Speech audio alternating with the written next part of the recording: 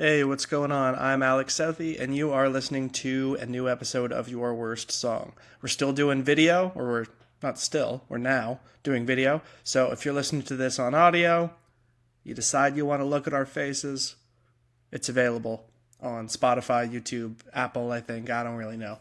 But it should be good. Otherwise, it's going to default to audio. That's also fine.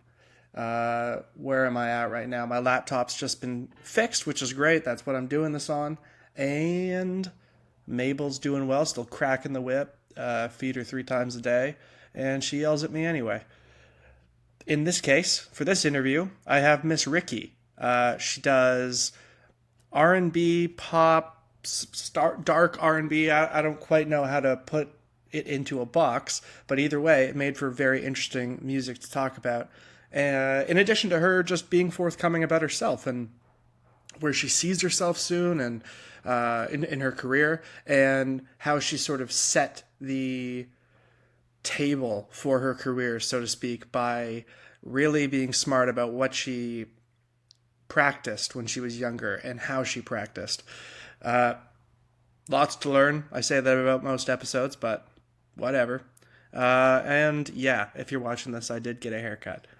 All right, for the people who aren't watching this, it's a mohawk. It's crazy. It's totally crazy, my haircut. All right, I'm Alex Southey, and you are listening to or watching Your Worst Song. Awesome. Well, how's it going? Usually I just start with a fade in and just ask, how's your fade in? We talked a little bit about it. You said you had a session. Do you want to talk more about that? I'm currently kind of finalizing the little pieces to hopefully come out with like a remix EP of my single that I'm coming out this Friday, Pick It Up. Okay. And so I've just been working on like the one remix of it. And so, yeah, that went really well. Always love producing, so these things are fun for me, and so it's also interesting producing with somebody else because I am producing it with my management actually. So Oh, that was wow. super fun. Yeah. Yeah. And when you say one of the remixes, this remix you're going to release, it'll be multiple versions of the single that you've released. Is that right? Yes. Okay. Correct. Is that common in the R&B side of things, like, or I come from music from like a folk and rock place, and so remixes aren't that common, and so I'm curious how it is. Is that like a common thing to do? I see it more with pop music. Or pop? A lot of times, like a lot of times people might do like either like a slowed version or an acoustic version or like a dance remix, and so you kind of get those for like post release, and so I see that more with pop music rather than like R&B. Right. Okay. Gotcha. Is there one version of it that you're particularly looking forward to? Like, what was the session version? Cool. If you're allowed to talk about it. If you're not, that's okay. Yeah. No, of course. So we were working on the dance remix for it, and which is super fun because I really like house music when it comes to like EDM and the dance music world, and so it's kind of exploring and tapping into that more, like, you know, what kind of vibes and things like that. But I am particularly excited for that version of it because I think it's definitely like different from what I've released. Right. Yeah. Yeah, that's cool, and it's just like probably fun to have something that you can imagine people dancing to and like in a clubby way, you know? Exactly. Is there anything that stood out with that remix type that you were like super excited when it happened? Like, how did they make it come to life in the way that you wanted it to reflect that vibe, if that makes sense? You and the producer. The other producer. Yeah, we kind of like I came in with some like inspiration, like some tracks that I really like, that I would just like normally listen to. And so I really like some artists that I really like are like Disclosure and like Jazzy and vibes like that is kind of what I was inspired by. And so is a lot of just like back and forth, and we're still like kind of getting like the basis of the song down still, but it's using those as reference tracks, kind of. Yeah, exactly. Yeah. Okay, cool. That's awesome. Are you a type who feels really I know some musicians feel really inspired when they're like in the studio, in the session doing it, and other people who kind of, they like it, but that's like work time and they feel freer outside of maybe the studio when they're just working on the song on a single instrument or just on their laptop or something. Like, which section of the process do you really like?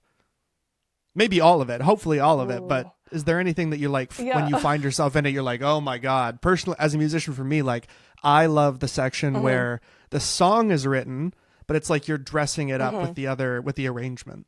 I like that personally. For me, it's the writing part, because like the whole reason why I kind of like went into music was to like express myself. And so like writing music and writing lyrics came very naturally to me. Okay. And so that's how I kind of like, from lyrics, I kind of then produced and things like that. And now I've kind of like, sometimes I produce first and sometimes I write, but I find that like writing lyrics and like melodies and things like that comes a lot more naturally to me. Well, that's really interesting. I've talked about this with other people, and I find people have their own way of like approaching songwriting, and some people will start with the lyrics and then go, okay, how can I come up with the melody that matches that syllable count? Or it'll be vice versa, right? They go, there's the melody. So which do you prefer? It sounds like you do both, but I find the starting with lyrics and then fitting it in the melody harder. Yeah. How do you feel? I usually like come up with like the melodies and like the lyrics with it, and then I'll produce it. Oh, so those two things if come that at the makes same sense. time. Yeah.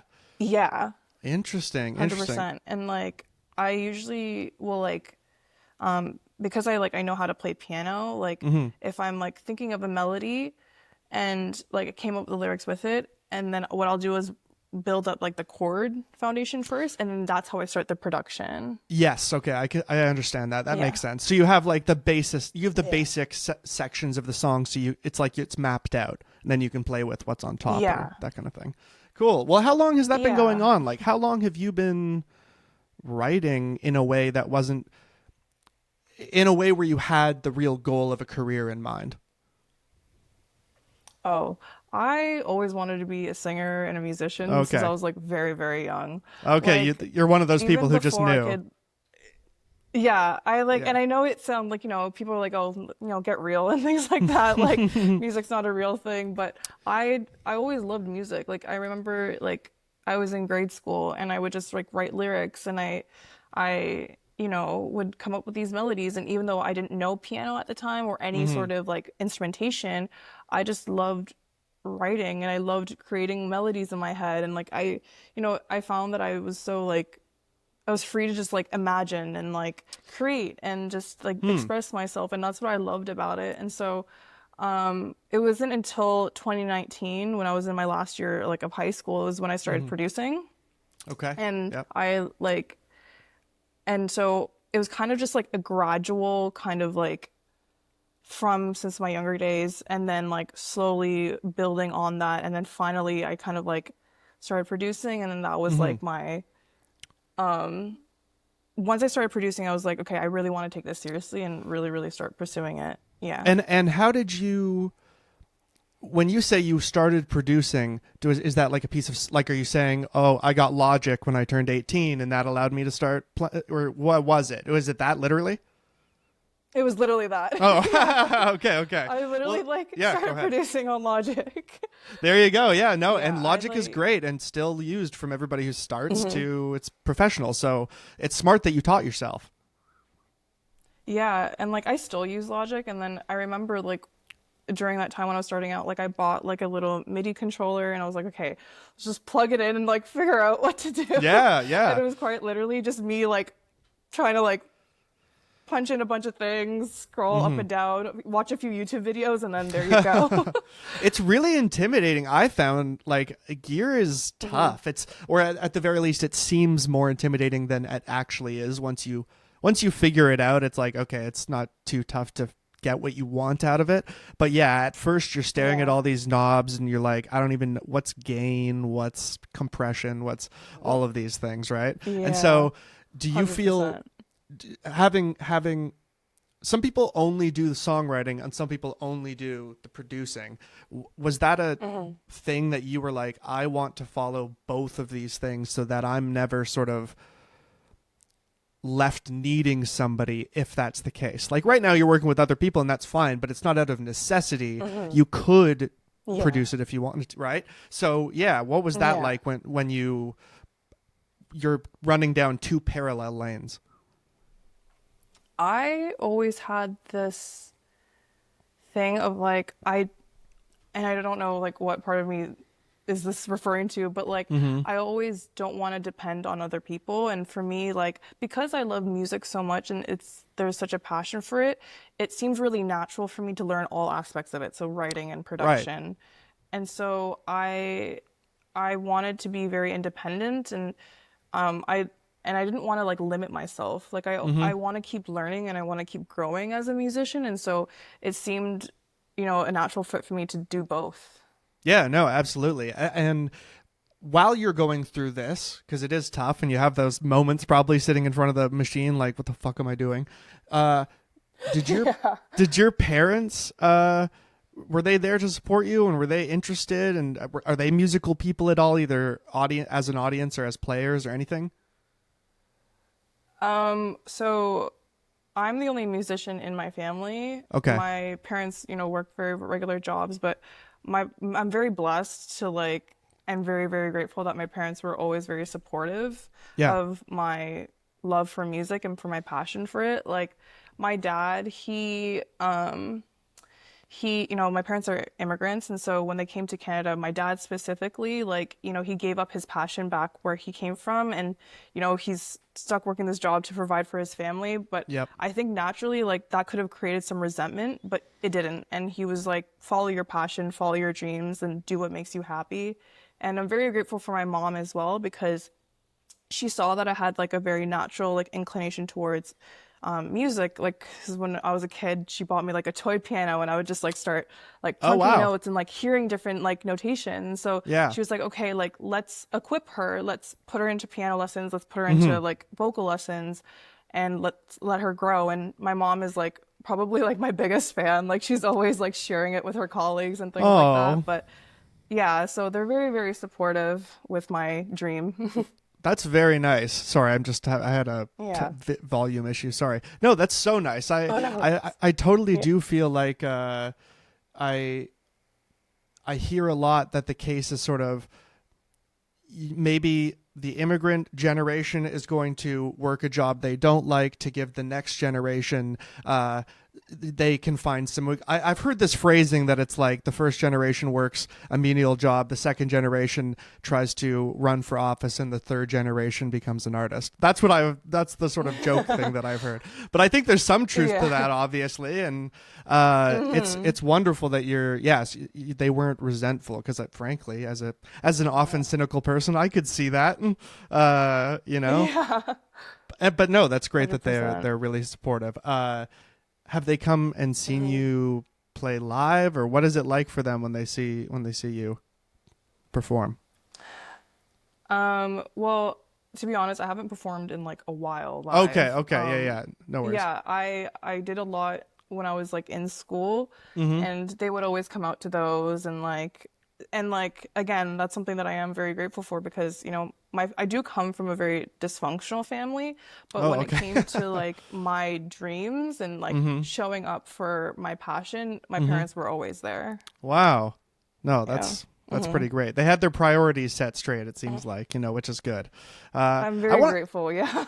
Yeah. I want to talk a little bit about actually you on your bio, it says Goan Canadian artist, and I want to talk a bit about that. Like, I'm not really familiar at all with people who are Goan. So right? Goa is a state in India, so Indian Goan, and so the reason why I specifically say Goan is because India is such a beautiful country, and that it's like there's so many different like ethnic groups and languages and different cultures within. It's a subcontinent, and so like for me, my father is actually Goan, and my mother is from two different parts of India, but I always was I identify as a Goan Canadian, because I was always in touch with my father's side a lot, and the things that he grew up as. And I personally like didn't grow up with a lot of Goans, and so I held on to that a lot. Oh, And interesting.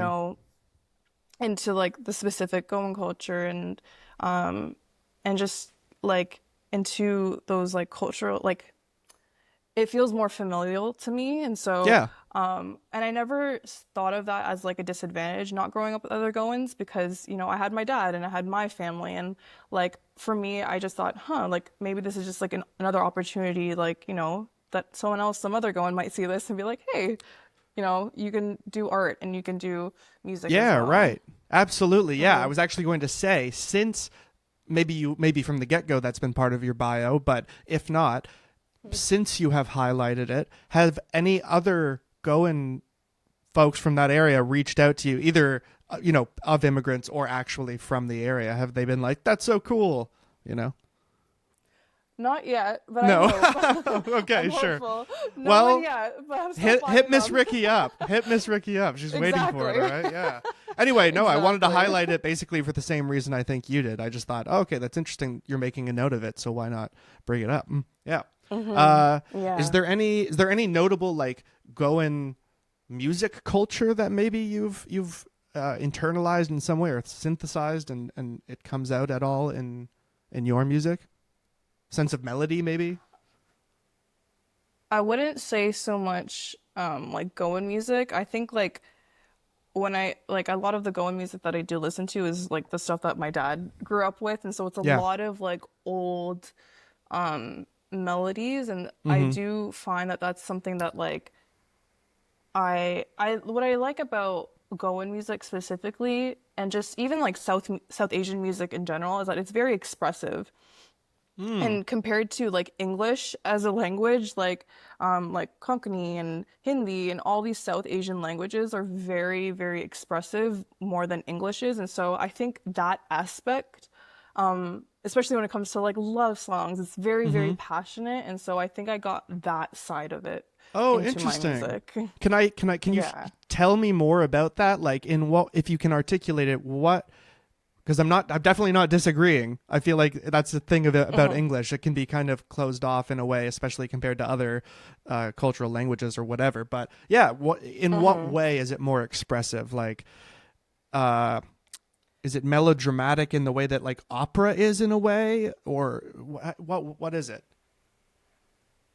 I guess just like in the words, and like Mm. there's always like I've noticed is like a sense of like longing, and Mm. there's Mm-hmm. like yearning within the song as well, and particularly in like love songs or Desi Mm-hmm. love songs, there's some sort of like yearning and like longing, Yeah. which I find that is able to express more in those languages than it is in English. Mm-hmm. And yeah, I just find that there's some expressions in English that don't match to these other languages as Right.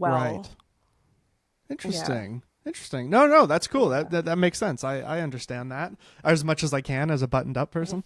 Uh, I I would love to talk a little bit more about. You said you did shows more in school, that like a while ago. Do you want to talk a bit about that? Like, what did those shows look like? What was? Did you go to a regular high school, or what was this school that allowed you to do shows I and did. stuff? I did. Okay. Oh Yeah. yeah. I went to like regular like Yeah. public Okay. high school, and so like it would just be like variety shows and like talent Uh-huh. shows, or Uh-huh. I was like in the music program would put on like little gigs and things like that around the Mm-hmm. school. And so Mm-hmm. yeah, I did not come from like a special high No, school no, like whatsoever. a And performing so arts like high school or anything. I see. oh, no, no, no, no. This was Yeah. like a regular public high school in the middle of nowhere because it's Milton. But Yeah. Right. it's like, Right. um, it's like, I just wanted to like improve that part of myself, and I just wanted to Mm-hmm. like, sing and like put Yeah. myself out there. And so any like opportunity or any like clubs in like high school that would allow me to perform, I usually would like join them. Wow. Okay, so you're eager. You're right. Like you really knew what you wanted to do or were interested in from a young age. If at that point you were already Yeah. seeking it out, that's something I'm personally hung up on. Is like, wow, some people are really confident enough to, uh, there's vulnerability in singing and being an artist, and I'm so amazed at when high school age kids are able to do that. But anyway, I want to talk about Milton a little bit. I'm sort of asking this as a half joke because I assume I know what the answer is. But what kind of music scene is there in Milton for R&B? For R&B or pop? You know, honestly, I wouldn't is even it know. just like sucked into Toronto, kind of, or what? It kind of is, yeah. Like it's kind of sucked into like I guess like the west side of the GTA a little Yeah, bit. But, yeah. GTA.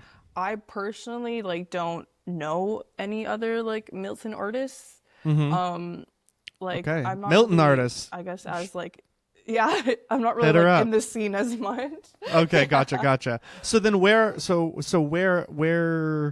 are you based? Is maybe a better question. Are you in Milton right now? Are you in Toronto? Or... I am in Milton, yeah. You are in I Milton. do live in Okay. Milton. So would Yes. you ever consider, what if you started like an open mic there and people would start flocking and it's a little scene? Would you ever consider that? That's just didn't prepare that question. It's just occurred to me that that's a way to start something.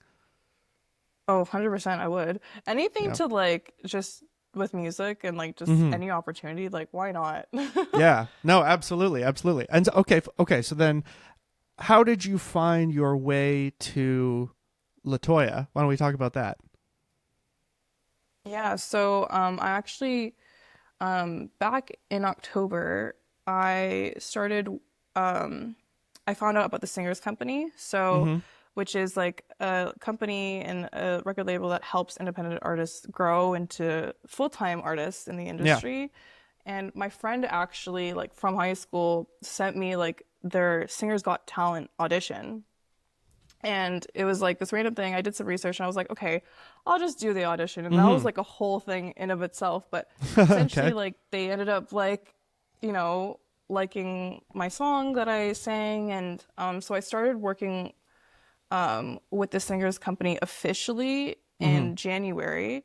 Okay. And so as part of like, you know, putting out a single and putting out my album this year, my management decided, okay, why don't we work with a publicist? And so he referred me to Roy, who is, you know, helping me out. Yep. Roy Hamilton referred me to LaToya, and then that's how we connected. Okay, nice. No, that's awesome. Yeah, I met LaToya through an interview series she was doing for a little while, or she still does it, but I was following it more closely for a little while. Just got sucked into this, but no, that's great that you found them. I feel like is it sort of palpable to you now that like, okay, you were brought on to this management thing and now they're pairing you with a PR person? Can you feel like the little steps up the ladder? Is that something you're thinking about, and like where your future is, as general as that is?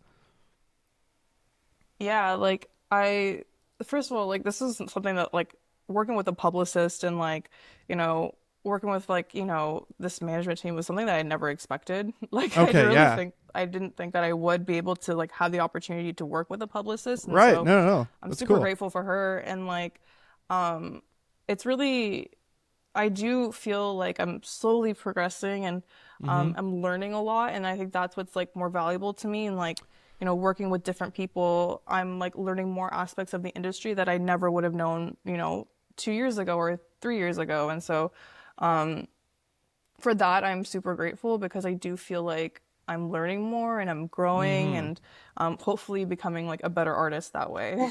No, for sure. And it's also a little bit like what you already did with production as well. Like you're not just handing it over to somebody and then not paying attention. You're handing it over to somebody and paying attention on how to do it. So you're learning. So, you know, it just helps your vocabulary when you need to speak to somebody about what you want in PR or in production or whatever, right? Yeah. Well, let's talk a bit about the album because that's pretty exciting. Can we talk about the album?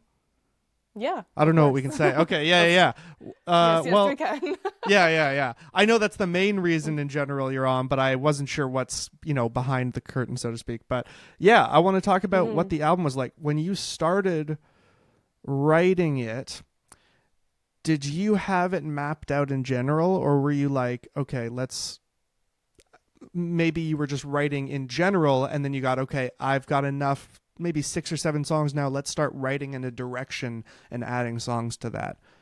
I'm curious which way you did it. So yeah, like this was something that I started like almost like 4 years ago, and Wow.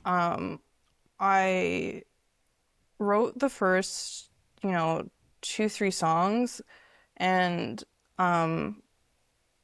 at the time I knew that I wanted to group them into something, but Mm-hmm. I didn't know what it was yet. And like I could feel like a concept slowly there, but it wasn't there as yet. And then so I kept writing, and I kept on like working on other things, and I was like, oh wait, like this is actually like, you know, there's a story to it. There's like a Mm-hmm. concept. And so I Yeah. started like arranging things, and like um it was something that like it was a very slow progression, but once I had all these songs, it was like, okay, for me, it made no sense for it to be just a bunch of singles, because it kind of flows into one another, and there's a journey with the music, and so Yeah. I was like, okay, let's, you know, you know, tweak it and make it more detailed, and so that it can be a concept album as Mm-hmm. to what it is now.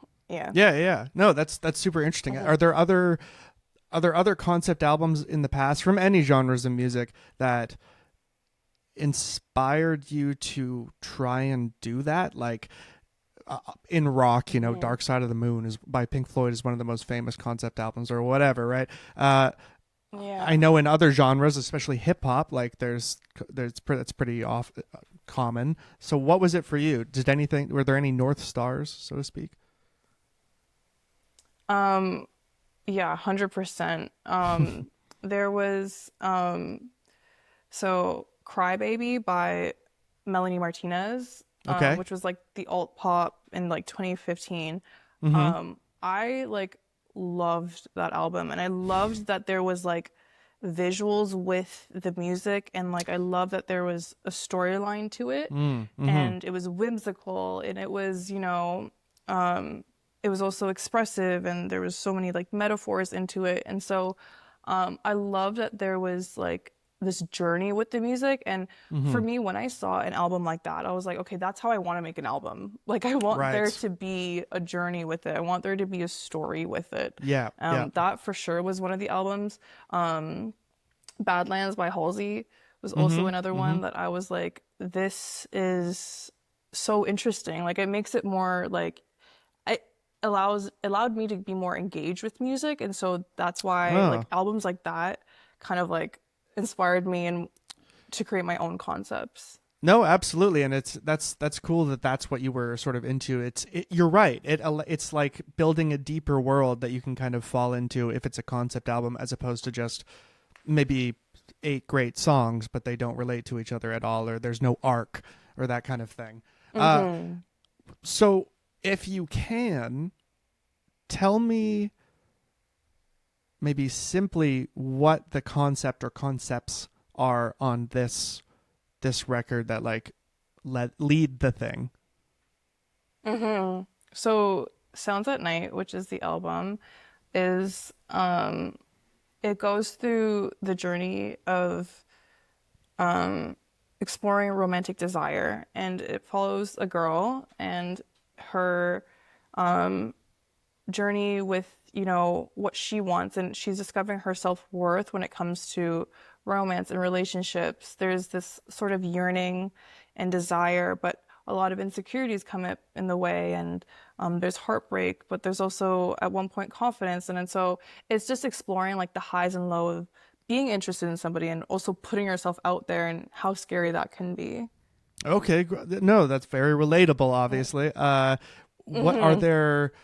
And is there an arc to it in terms of the romantic life of this? Like, I guess what I mean is, by the end of the album, is she somewhere different in her life? You know what I mean? 100%. The last song to me describes maturity, Mm-hmm. and it definitely closes the story. And my goal also was to end on a positive note. And so with the last song in the album, it's kind of, it closes everything off, but in a positive and hopeful way. And yeah, I, without trying to like give away too much, it's, yeah, it really ties everything together, and the character, and so to speak, in this album is in a way different place than the first song, 100%. And what I'm trying to think of the best way to ask this. I guess I'm curious, is there also, there are some concept albums, like there's one that I like by the Arctic Monkeys, this is their first album, and it's generally about going out and going to nightclubs and dancing and being like messed up at 17 and whatever. But there's not necessarily an arc the way you can trace it.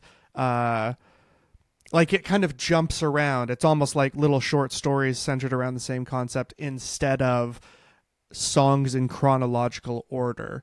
So I guess I'm asking, additionally, she's in a different place at the end. Are all the songs in chronological order, or are they a little bit here and there jumping back and forth?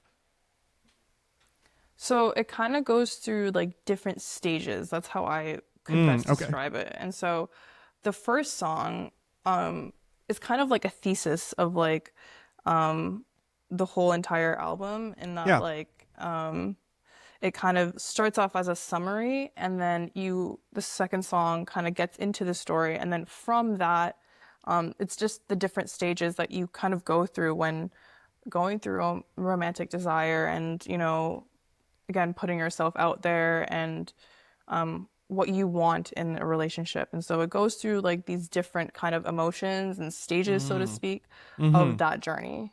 Okay, I see. You said it ends, without giving things away, you said it ends on a more positive note.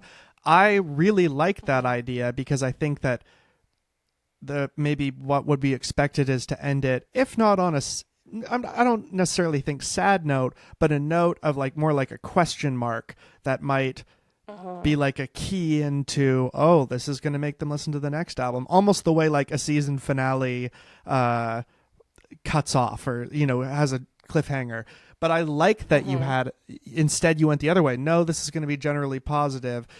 Does that mean that you would want this to be self-contained? There's not going to be a part 2 or something like that?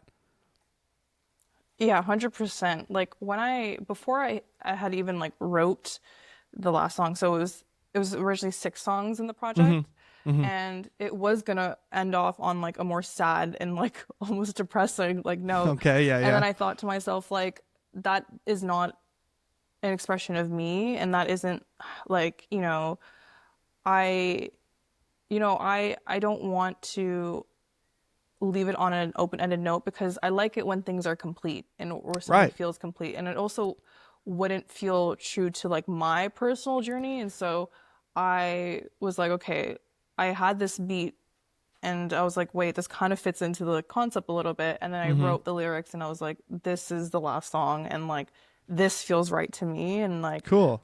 I don't ever want to be I know I have a lot of like depressing and like sad songs, but for this specific like project, it felt wrong to end on that. Right. No, that's I keep thinking of the word responsible. That's a responsible way to end it for your audience, instead of twisting the knife at the end instead. Well, that begs the question. It ends on a positive note. Maybe you can read into that, or maybe I can read into that and say you're in a more positive place in your life now. Is the whole next album going to be Lord style, whatever that Solar Power or whatever it was? It's all happy, better place. Is that the next concept going to be Don't Worry, Be Happy or something like that? I don't know about like Don't Worry, Be Happy, but I think it's definitely going to be more bold and more like confident, I think. Cool. So you've already got like the ideas are already kind of germinating, even if you're still focusing on this section? Oh, 100%. Yeah, I've already like started working on a couple of the songs actually, so yeah. Wow, that's awesome. That's pretty exciting. I love that feeling of you're almost trying to keep up with your own musical ideas and interests with the pace of them. Well, let's get into the first official of 4 questions, and that's getting back to live stuff.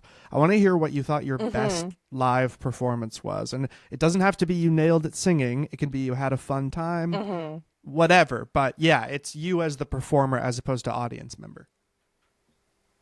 Yeah, I remember there was this one variety show that I did in school, and it was, I think this was like the first time I had performed an original song.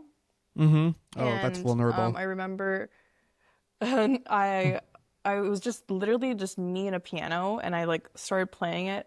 It's actually like I actually ended up releasing this song. It's called Sweet Boy.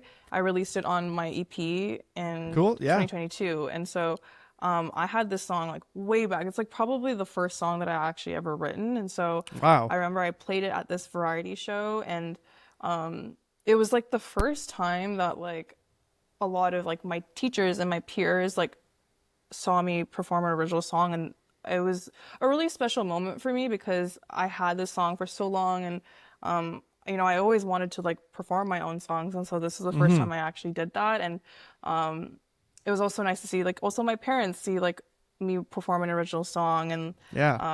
I remember people were like very impressed with it, and they were really like they didn't know like I could write music. And so like I love surprising people because Yes. like, you know, they knew me as like a shy, introverted, like very timid person, and then here Yeah. I am like Yeah. singing this like really emotional song. And so I I was so happy that I could surprise people, and so I think that's probably why it was like my favorite show that I've done.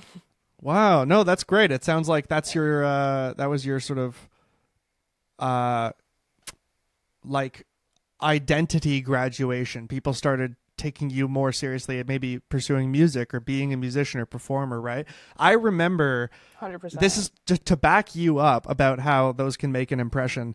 I remember in elementary school, so I had to have been like whatever 8, this guy, or 10 maybe, this older guy, but older to me, so he was probably like 12 or 13. Right. He performed Clocks on a piano in the middle of by Coldplay in the middle of the assembly, and I don't remember who it was anymore, but I remember the audience reaction to this kid who like fucking nailed that song, which at the time was still on the radio and a huge hit.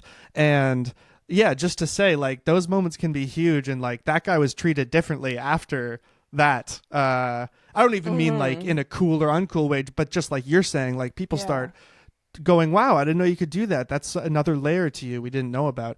Yeah. And so that makes sense that sticks out. I'm curious about worst then. Worst performance, if you Worst? have a rock bottom. I definitely do. Like, Okay. I still like laugh about this. Like it happened so long. It happened again in school, but Okay. it's so funny. Like it was an original song, and it was like a beat that like a friend had made for me. So like I hadn't even like produced it, and it was a good beat, but like I could not find the note. I could not find the note. Oh no. The key was not in the room. Yeah. I like remember like listening back to it, and I was like, this is not how I wanted to sing my original song. No. And I So was it so like, how did that work? embarrassed. Was the person there performing like a live version of the beat under you, or was it just with a laptop plugged into a It was like whatever? literally my phone plugged into the speaker. Oh, yeah. Yeah. And because there was like a part of the song where it was just like the beat, and so I was supposed to sing on top of it. Like Right. I couldn't start on the right note, and Oh, then just went no. down from there. I'm going to make you walk me through this. So what happened as obviously you start going, okay, I can't find my place at first, but you must in your head still be hopeful enough that you'll catch it at some point. So what happens? Yeah. So I was like, I started off, and then, you know, by like the second verse is when like the chords lay in, so I could find, you know, the key Oh, and yes, the note. yes. And so by that point, it's like maybe a minute and a half in, and I'm like, you know, I have to like stick on this note anyways. And then the key, like the chord played, and I was like, oh, that was not. Oh no. That was like nowhere near where Oh, it was that's supposed to tough. be. And so I had to like adjust to it, but then it was already like, it just looked really bad. It just sounded So bad. was this performance before or after the really good one? Unfortunately after. So like I probably lost a lot of street cred after. Yeah, you but lost that street cred. Wow. People won't treat you the same by the lockers. That's too No. funny. Wow. Well, at least I'm sure there'll be other shows, you know, well, you're already laughing about it anyway, which is a good attitude to have, right? Like Yeah. yeah. Well, okay. Are there actually, out of just curiosity, for going back to Milton, are there venues there? Like I don't mean like big venues or whatever, but just like, are there a lot of bars in the town that will house music or stuff like that? Do you There know? are a few like restaurants and a Yeah. few Yeah. cafes that like Okay. hold open mics. Gotcha. Yeah, but like that's really much it, really. Right, right. Otherwise, you're coming into Yeah. Toronto or going somewhere else in the GTA. Okay, I see. Uh, Yeah. okay. Well, then let's move on to your music in terms of the two main questions. So, what do you think is your best song that you've well, because I don't know how that you've released so far that you've released. So on the EP or Release. singles, yeah. Oh, Because I'm sure you're super I excited about think the album coming out, which is of course right, but it's yeah. we can't play that or people can't search it up. That's all. No. Yeah. Yeah. I really, really like two come to mind for me. Yeah. I really liked Don't Get It Twisted, which was off of my first EP, A Dark Night, back in 2022. That's probably, I think, I think that is a song that like I really like embodies me and like what I wanted to do and like in terms of like production wise and just like the vibe of the song altogether, I feel is like really true to me. And so it's probably one of the most fun songs that I've ever written as well. And then the Fun. second Why one is that comes that? to mind, If I may cut in, why fun? because it is very bold and it's very it's almost like sassy. And so like I think because it's so like almost like provocative in like nature, it's kind of fun because again, people won't expect that of me. Like people Right. who No. know me. That's interesting. It Because I reminds am me a little. somebody that holds back. Yeah, no, exactly. It reminds me of the way some actors will say, like, I have trouble expressing myself as myself, but as soon as I put on this other character's clothes or whatever, suddenly, if somebody needs me to belt out a song, even though I know I can't sing, I can do it because I'm playing this other person. It's a little bit like what you're doing, inhabiting that sassy character, even though, from my experience now, you're nothing like that. Yeah. Like I had fun with it and I remember just like again, like it's so bold and like people who know me are like Erica's not or Miss Ricky is not a Miss Ricky, bold yeah. person and so yeah. So Huh. but my And you said second there was a favorite, second one. Yeah. I'm curious. yeah. It's Bit by Bit, which is off of my first album For the Ones Who Stayed. I wrote this when I was like super, super young. And I finally like revisited it back in 2024. And I love it because it is, you know, it explores my softer nature and my very like it's just very soft and it's very feminine and I really like that about it. And I also love that it also is like the type of music that I would normally listen to as well, like the slower kind of more like vibey type music. And so Yeah. those two I would say for sure are like my favorite of the things that I've released. And that's so funny because one of them is closer to how people perceive you, the maybe softer side, and then the other one is you basically the opposite end of the spectrum. That's pretty fun. That makes sense that those would be your favorites actually. And something that I'm noting, which is really good, is you haven't used this word, but essentially it seems like you really care about what's authentic to you and what you like. Like it's okay if one version is sassy or bold, and it's okay if one version is the softer thing, but it's going to be what you prioritize, what you're interested in, as opposed to, I don't know, as opposed to only following what might work on the radio that you perceive or in the genre or something like that. 100%. Like I Yeah. always want to stay true to me, and like that's the whole reason why I like loved music and why I wanted to get into it is because I could just be myself, and like I don't really want to be like different or like out there or anything like that. I just want to be me and like do the things that I enjoy. Yeah, and express yourself how you Yeah, want to express yourself. Yeah, yeah, yeah.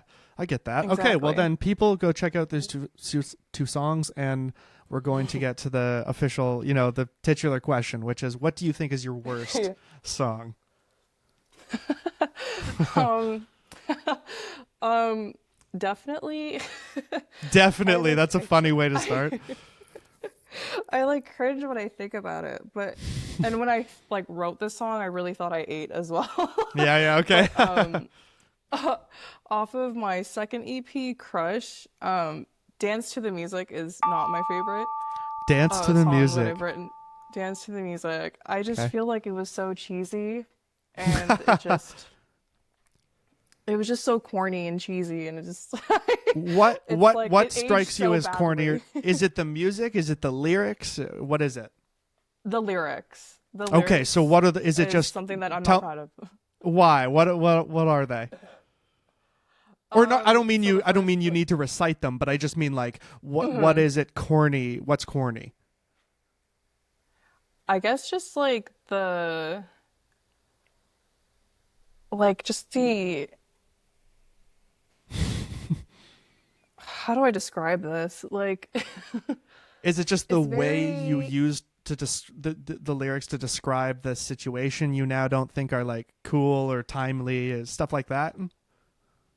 yeah, like I just feel like it could have been more like smooth Mm. and like it just the lyrics or the choice of words just doesn't match what I do now. Okay, got it. Okay. Yeah. Uh, something I like to ask about that about worst song answers though is, would you consider redoing it in a way that matches more with what you're doing now, either as a remix or live? You could change up when you start doing live stuff again, or would you ever consider reworking it, or is it just too far gone where you're like, that's cringe, I can't? I think it's just like I've closed that chapter and that Okay, like gotcha. that we'll just say what it is and then Yeah. we're gonna move on from it. Got it. Yeah. That's very fair. Sometimes you just want to keep that door extremely closed and locked. Is there anything I didn't get into in the interview that you wanted to talk about? Like, do you have any other announcements in addition to the single and the album or anything like that? I think we pretty much covered everything, but yeah, like I Okay. have a single coming out on Friday. It's really exciting, and Yeah. that will be like the first single off of my album that will be coming out later in the year. Okay. No set date for that, or no public date or anything at the moment. For the album, not yet, no. Okay, gotcha. All right. Well, Yeah. then the last thing that we do is usually have the guest just restate their name and the worst song choice. So if you want to go ahead. Hi, I'm Miss Ricky, and my worst song is Dance to the Music. Awesome.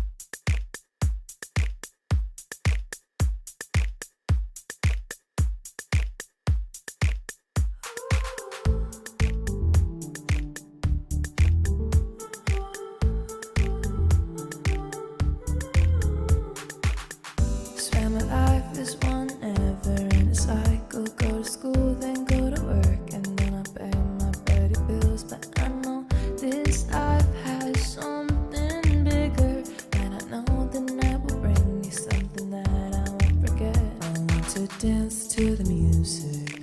Won't you sing with me? I want this night to last forever. Won't you set me free? I want to dance to the music. Won't you sing with me? I want this night to last forever.